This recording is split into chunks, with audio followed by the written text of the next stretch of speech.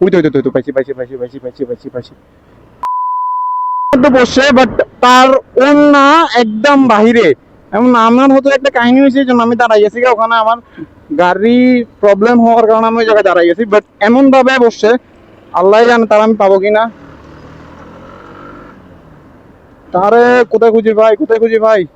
মানে কাপড়টা একদম বাহির হয়ে থাকছে, এমন ভাবে বাহির হয়েছি যে কোন ট্যাক্সি, কোন ট্যাক্সি, কোনটা কোনটা কোনটা, কোন একটা গাড়ি যদি পাশে দিয়ে যায় তাহলে কিন্তু অবস্থা খারাপ হয়ে যাবে। শেট শেট শেট, এই যে আমার মতো খুঁজে পাবো। ওই তো ওই তো ওই তো পাইছি পাইছি পাইছি পাইছি পাইছি পাইছি পাইছি পাইছি, এই তো। এ আপু, আপনার না বাহিরে যা বেগা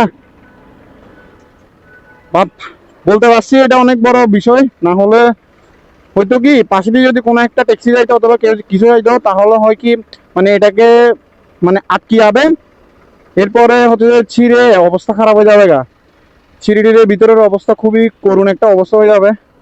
যাই হোক, বলতে পারছি এটাই। আর এখন আগ্রাবাদের জ্যামের মধ্যে ফাঁসি গেছি। আগ্রাবাদের এই জায়গাটা এখন বাজে কয়টা, এখনো জ্যাম। মানে এমন ভাবে জ্যাম, জ্যামটা অবস্থা খুবই খারাপ।